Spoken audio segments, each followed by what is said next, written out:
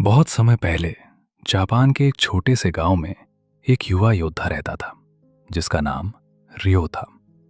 रियो का सपना था कि वो एक दिन देश का सबसे महान समुराई बने।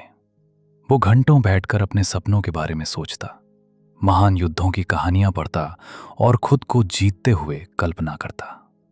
वो सोचता था कि वो कई हथियारों में माहिर बनेगा, कठिन रणनीतियां सीखेगा और अपने कबीले का नाम रोशन करेगा। उसे पूरा विश्वास था कि इतनी बड़ी सोच और मजबूत इरादे उसे एक दिन महान बना देंगे। लेकिन जब असली ट्रेनिंग का समय आता, रियो हमेशा कोई न कोई बहाना ढूंढ लेता। कभी वो कहता, आज मौसम सही नहीं है, कभी कहता, आज तबीयत ठीक नहीं है, और कभी सोचता, पहले सही योजना बना लूं, फिर शुरू करूंगा। इस तरह साल बीतते गए। रियो के सपने बड़े होते गए, लेकिन उसकी काबिलियत वहीं की वहीं रह गई।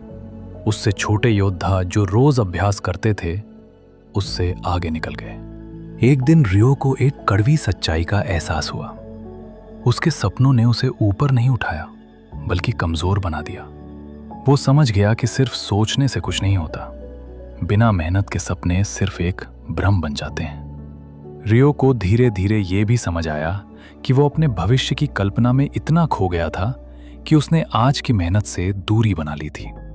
असल में वो काम करने के दर्द से बच रहा था और सपनों के आराम में जी रहा था। समय के साथ उसे एक और सच्चाई समझ आई। मोटिवेशन हमेशा काम करने से पहले नहीं आता, बल्कि काम करने के बाद पैदा होता है। इसी दौरान उसने एक महान तलवारबाज केंजो के बारे में सुना, जो अपनी ताकत के लिए नहीं, बल्कि अपनी रोज की छोटी छोटी आदतों के लिए जाना जाता था।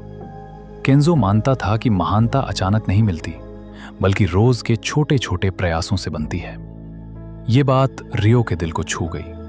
उसने तय किया कि अब वो बड़े बड़े सपने देखने के बजाय छोटे छोटे कदम उठाएगा।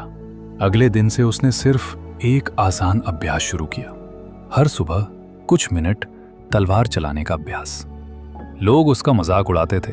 वे कहते, इतनी छोटी कोशिश से क्या होगा? लेकिन रियो नहीं रुका। दिन बीतते गए, उसकी चाल बेहतर होने लगी, उसका शरीर मजबूत होने लगा और उसका आत्मविश्वास बढ़ने लगा।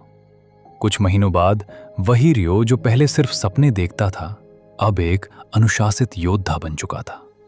और जो लोग उसका मजाक उड़ाते थे, वे अभी भी शुरुआत करने का इंतजार कर रहे थे। तब रियो को समझ आया, सबसे छोटा कदम भी सबसे बड़े प्लान से ज्यादा ताकतवर होता है। सीख, सिर्फ तैयारी करना असली प्रगति नहीं है। कई बार ये टाल मटोल का एक रूप होता है। बात करना आसान है, लेकिन करना मुश्किल। और असली फर्क वहीं बनता है। अगर आप सही समय का इंतजार करते रहेंगे, तो शायद कभी शुरू ही नहीं कर पाएंगे। असली ताकत ये नहीं है कि आप कब प्रेरित महसूस करते हैं।